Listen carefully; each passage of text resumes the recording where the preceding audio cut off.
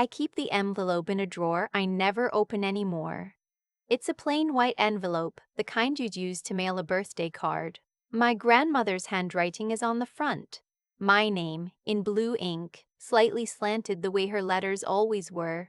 She pressed hard when she wrote. You can feel the indentations on the back if you run your thumb across it.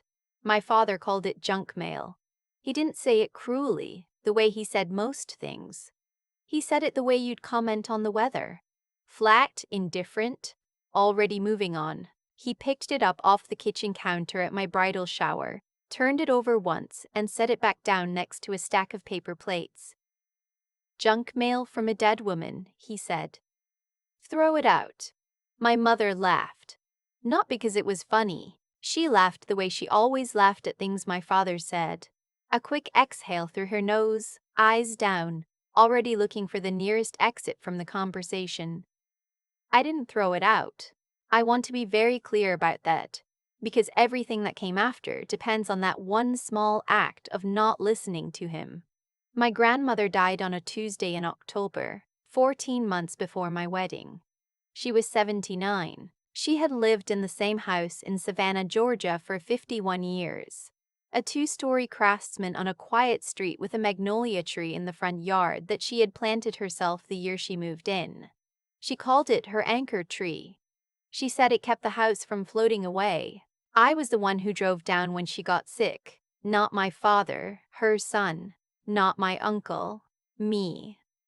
I took 2 weeks off work, packed a bag, and drove 6 hours south because no one else was going to do it and she shouldn't have been alone. I slept in the guest room with the yellow curtains. I made her oatmeal in the mornings.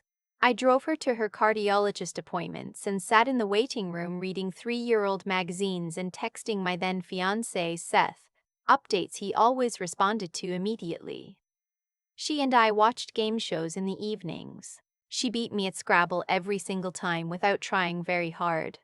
The last night I was there before driving home, she sat across from me at her kitchen table and held both my hands in hers and looked at me for a long moment without saying anything. "You're the only one who came," she said finally. I didn't know what to say to that. I told her it wasn't a big deal. She said it was. We didn't argue about it. 3 weeks later, she was gone. My father handled the estate, which in practice meant he went down to Savannah for 4 days, met with the attorney, signed what needed to be signed, and came home. He did not bring anyone with him. He did not ask if I wanted to come. He did not tell me what the attorney said. What he told me when I asked was that there wasn't much. A few pieces of furniture, some jewelry. Nothing worth anything. The house would be sold to cover costs. I nodded. I was 28 years old and I did not know enough to ask the right questions. What I did know was that 3 days after the funeral, a plain white envelope had arrived at my apartment with my grandmother's handwriting on it, postmarked 2 weeks before she died. She had mailed it herself, from the post office 2 blocks from her house, when she could still drive. Inside was a key, small, brass, with a round head and the number 114 stamped into it, and a notecard, the small kind she always kept in a box on her desk, cream-colored with a thin blue border. It said, "For when you need it, sweetheart. Box 114, Citizens Heritage Bank, Bull Street Branch, Savannah. You're already on the account." I made sure. "All my love." I turned the card over. Nothing on the back. I turned the key over. Just the number. I put both of them in the white envelope, put the envelope in my desk drawer, and then went to stand at my kitchen window for a long time looking at nothing. My father found out about the envelope at my bridal shower, which my mother hosted at their house the June before my wedding. 40 women, finger sandwiches, a cake with sugar flowers. My mother had spent 3 weeks planning it, and I was genuinely touched, which is something I want to acknowledge because it matters to how complicated everything became. The envelope had arrived in a pile of cards and gifts on the kitchen counter. One of my aunts had brought it in from the mailbox without looking at it closely. She thought it was a stray shower card.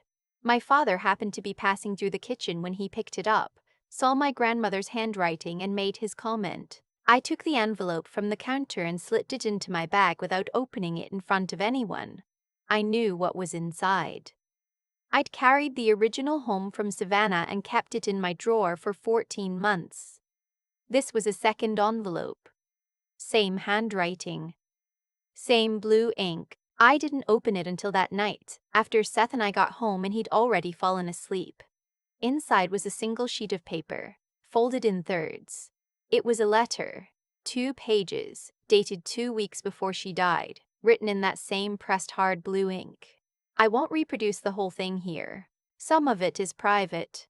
But the part that mattered, the part that made me sit on the bathroom floor at midnight reading it twice, then a third time, was this.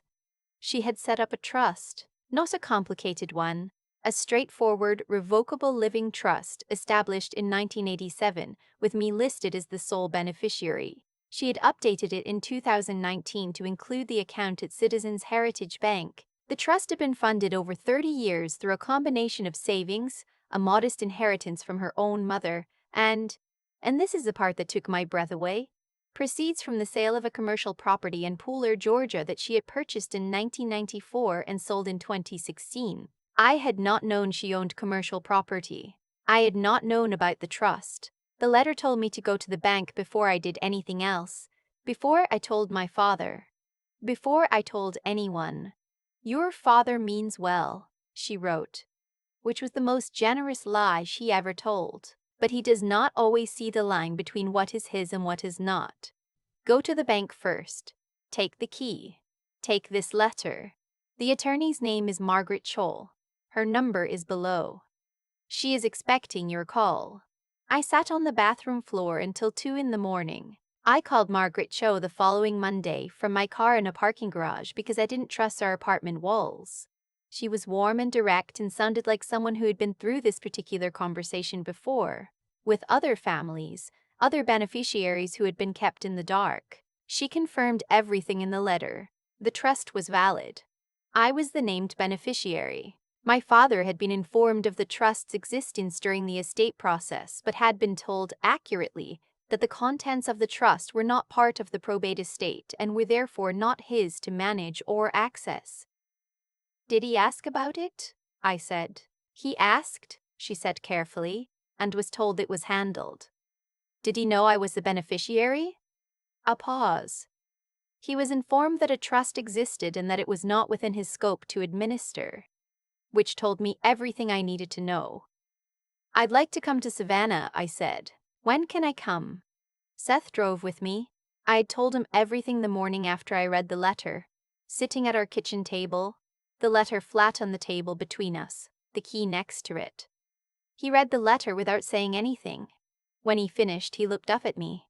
"Has your dad said anything?" he asked. "Not about the trust. He mentioned once that there might be a small account somewhere, probably nothing, and that he was looking into it." Seth nodded slowly. "When do we leave?" That's the kind of man he is. I want you to know that. Citizens Heritage Bank on Ball Street in Savannah is a small branch inside a building that's been there since the 1960s. Dark wood paneling, floors that creak, a smell that is somehow both old paper and lemon cleaner simultaneously. The woman at the front desk was probably 60 with reading glasses on a beaded chain in a patient, careful manner. I told her I was there about a safe deposit box. I showed her the key. I showed her my ID. I had Margaret Cho's letter in my bag and my grandmother's letter in a separate folder, both in plastic sleeves.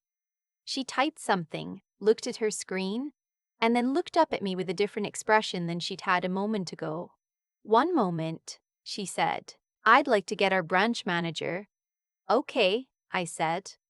She came back with a man in his 50s, pleasant-faced, who introduced himself and shook my hand and then Seth's hand. He asked us to come sit at his desk. "You're listed on the account," he said, looking at his screen. "Your grandmother added you in 2019. You're the account holder of record."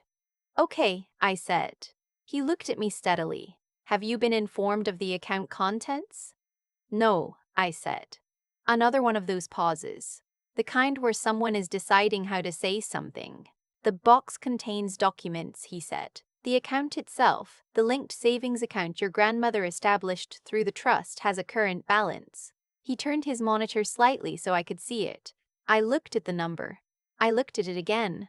Seth's hand found my arm under the table. The balance was $2.3 million. I want to describe what it feels like to see a number like that attached to your name when you have spent your entire adult life carefully tracking whether you can afford to put both groceries and the electric bill on the same week's budget. It feels like the ground has changed elevation without the rest of the world noticing. Your body is still standing where it was, but something fundamental about the floor has shifted. I breathed in through my nose, out through my mouth. Seth's hand tightened on my arm. The documents in the box, the manager continued, include the original trust instrument, account statements going back to 1991, and a letter addressed to you from your grandmother. A third letter. Of course there was a third letter. The box contained everything she said it would, plus something I hadn't expected. A separate sealed envelope addressed to Margaret Cho, marked to be opened upon box access. The manager told me Margaret had already been notified automatically. The bank had a flag on the account to alert her office when the box was accessed. The letter to me from inside the box was shorter than the others. She must have written it when she could still get to the bank herself before she was too sick. The date was 2021, 3 years before she died. By the time you read this, she wrote, I hope enough time has passed that the hurt has softened a little. Not gone. I know it won't be gone. But softened. I also want you to know that I thought about leaving it differently, more evenly, more peacefully. But some things cannot be made even, and peace has to be earned rather than arranged on paper. The house in Savannah. I want you to have that too. Margaret will explain. I had to stop reading. Seth didn't say anything, he just waited. The house was more complicated than the account because my father had already begun the sale process. He had, it turned out, listed it with a real estate agent 6 weeks after my grandmother died, without consulting me, without informing me, operating on the assumption that the estate was his to manage and the house was part of the estate. What he had not accounted for was that the house was also in the trust. Margaret explained this to me on the phone the evening after we visited the bank. She had been, she said, waiting for me to make contact. She had sent a letter to my father months ago informing him that the property was encumbered by a trust instrument and that the sale could not proceed without beneficiary consent. She had, she said, received no response. He never told me, I said. I assumed as much, she said. Is the sale stopped? The listing is active but no contract has been executed. We can stop it. I'll send notice tomorrow morning. I sat very still. Seth was across the room watching me with his hands in his pockets and a careful look on his face. My grandmother's house, I said. She planted a magnolia tree in the front yard. I know, Margaret said. She mentioned it. My father called me 3 days later. He was not angry, which was somehow worse than if he had been. He was very calm, very measured, the way he got when he felt he was being wronged and wanted to make sure you understood that he understood he was being wronged. I got a call from the attorney, he said. Okay, I said. There seems to be some confusion about your grandmother's wishes. I don't think there's any confusion, I said. My voice surprised me, steadier than I expected. I had been rehearsing this conversation in my head for 3 days, but I hadn't known what my voice was going to do. She set up this trust without telling anyone, he said. That's not normal, sweetheart. That's a woman who was losing her capacity near the end, making decisions she didn't fully. She set up the trust in 1987, I said. She was 52 years old. She updated it 3 times over 30 years, most recently in 2019. Margaret Cho, who has been her attorney for 22 years, oversaw all of it. Silence. You went to the bank, he said. Yes. You called the attorney before you talked to me. She asked me to. He stopped. She is not in a position to ask you anything. She is gone. She wrote me a letter, I said. 3 of them, actually. Another silence. Longer this time. This money, he said. And then paused, like he was choosing his words very carefully. This is a significant amount of money for someone your age with no experience managing Dad, I said, I'm not going to discuss the amount with you. I'm trying to help you. You listed her house for sale without telling me. He didn't answer that. You told me there was nothing, I said. After you met with the attorney, you came home and you told me there was nothing significant, a few pieces of furniture, some jewelry. You said the house would be sold to cover costs. At the time I believed you received a letter from Margaret Cho informing you the house was in a trust, I said. She told me she sent it. The silence this time was different. Harder. I think, he said finally, that we should sit down as a family and, I think, I said, that I need some time. And I hung up. My hands were shaking when I set the phone down. I hadn't expected that either. The shaking. I pressed both palms flat on the kitchen counter and breathed until they stopped. Seth came up behind me and put his hands on my shoulders and didn't say anything for a minute. Then he said, "You did great." He's going to tell my mother I'm being irrational, I said. Probably. She's going to call me. Probably. And my uncle. Most likely. I turned around. I don't know if I can do this. You already started, he said. The rest is just continuing. My mother called the next morning. My uncle called that afternoon. Neither conversation was as bad as I'd feared, which meant both were exactly as bad as I'd feared in different ways. My mother cried, which made me feel guilty, which was probably the point. My uncle was reasonable and sympathetic in a way that felt like a performance. He kept saying, "I completely understand your position," before pivoting to what I should do differently, which always started with talking to your father. What neither of them knew yet was what I had been doing for the 3 weeks in Savannah. I had talked to Margaret extensively. I had retained my own attorney, a woman named Catherine Webb, based in Atlanta, who specialized in trust and estate litigation. I had, on Catherine's advice, quietly and legally documented everything I knew about the sale attempt, the listing agreement my father had signed, the communications with the real estate agent, the timeline relative to Margaret's letter informing him of the trust. I want to be careful here about what I say and what I don't say. I'm not going to characterize my father's actions in legal terms. Catherine has her own characterizations and I'll leave that to her. What I will say is that there is a difference between not knowing something and proceeding as though you do not need to know. My father is an intelligent man. He knew the attorney had contacted him about the trust. He knew the house was, at minimum, a complicated situation. He chose to proceed with the listing anyway. Catherine called it premature administration of an estate with full notice of a competing instrument. I called it what it was. He thought I wouldn't find out. And if I did find out, he thought I wouldn't do anything about it. He had mistaken my quietness for passivity my entire life. That was his error, not mine. The confrontation, and I'm going to call it that because that's what it was, happened at my parents' house, 2 months after Savannah on a Sunday afternoon in August. I had asked to come. My father thought we were going to talk as a family, sit around the kitchen table, work something out. My mother had made lemonade. There was a cheese board. It looked like the beginning of a normal Sunday afternoon. Seth came with me. Catherine was available by phone if I needed her. I had a folder. In the folder were 3 things: a copy of the trust instrument, a copy of the real estate listing agreement my father had signed, and a copy of Margaret's letter to my father, the one he had not responded to, with the certified mail confirmation showing he had received and signed for it. I set the folder on the kitchen table. My father looked at it. He didn't touch it. "You signed for that letter," I said. "December 14th.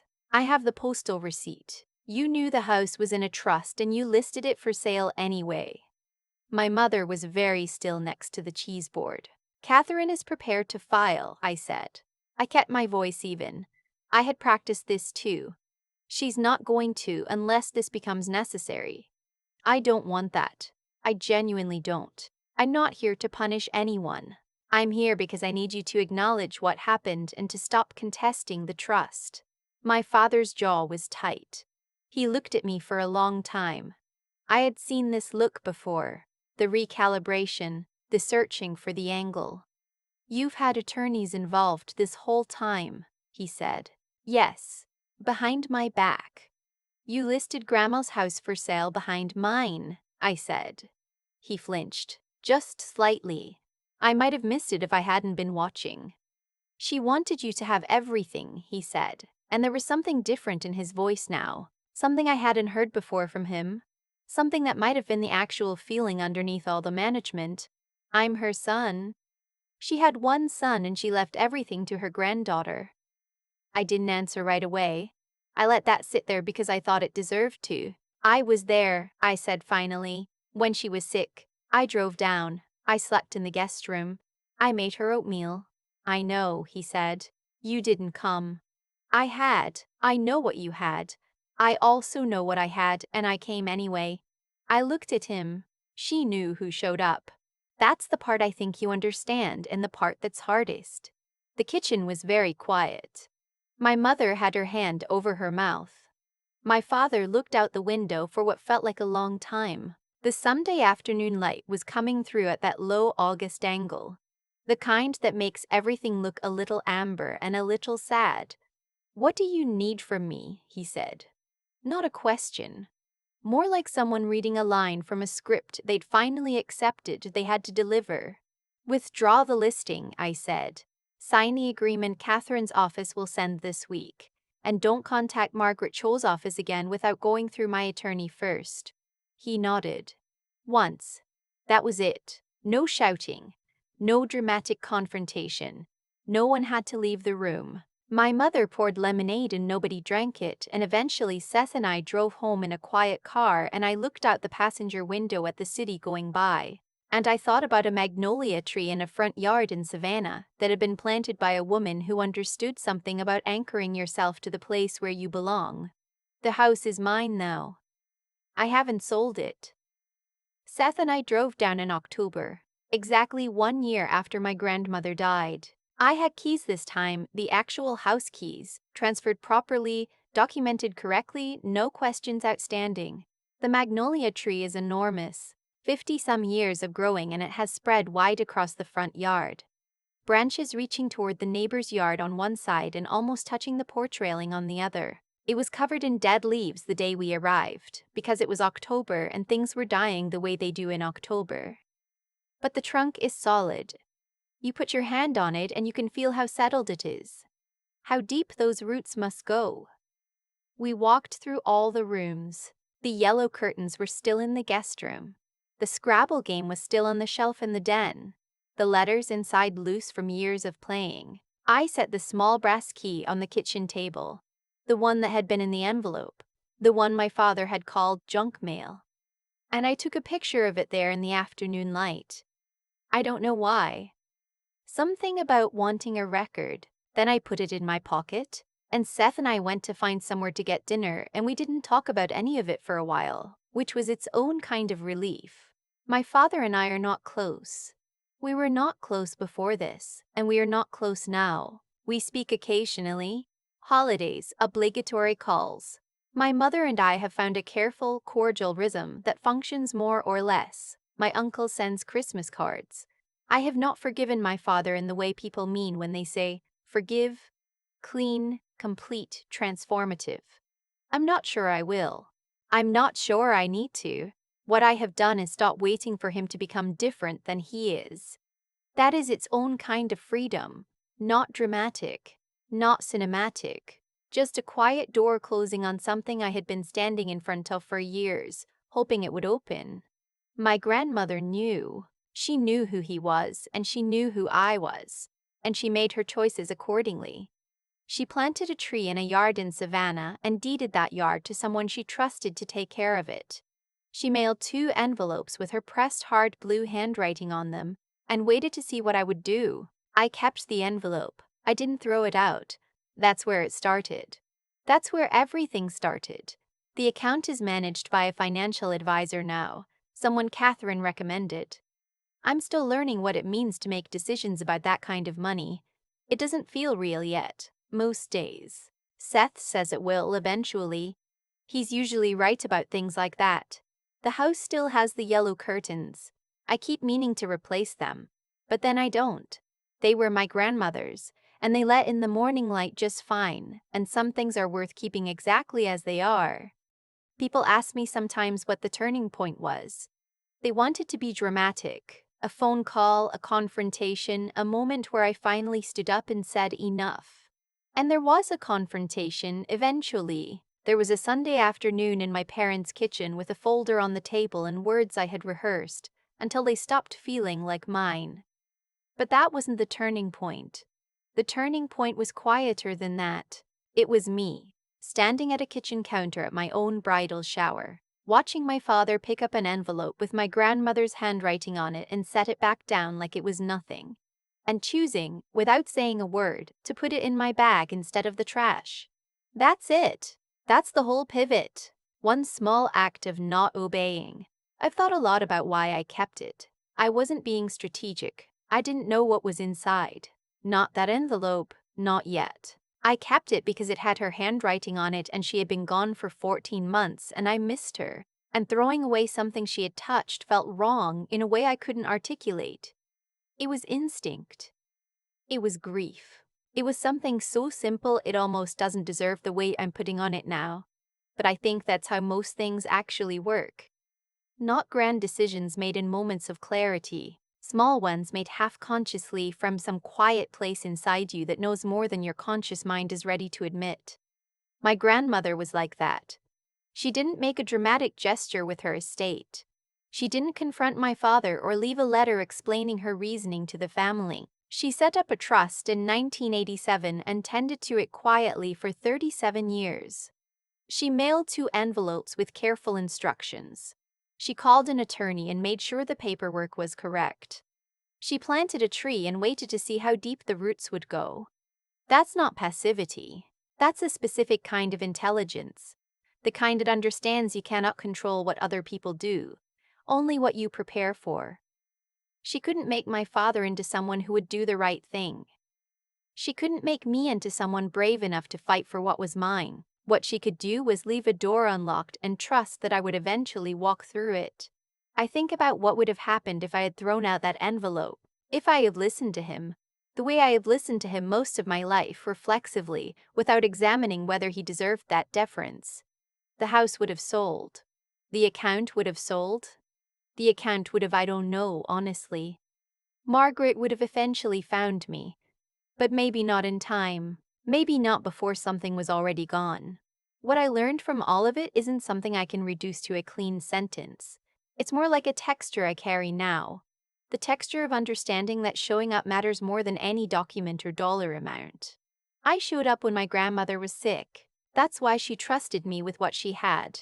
My father didn't come, and she noticed, and she made her choices accordingly. There was no malice in it, I think. Just clarity.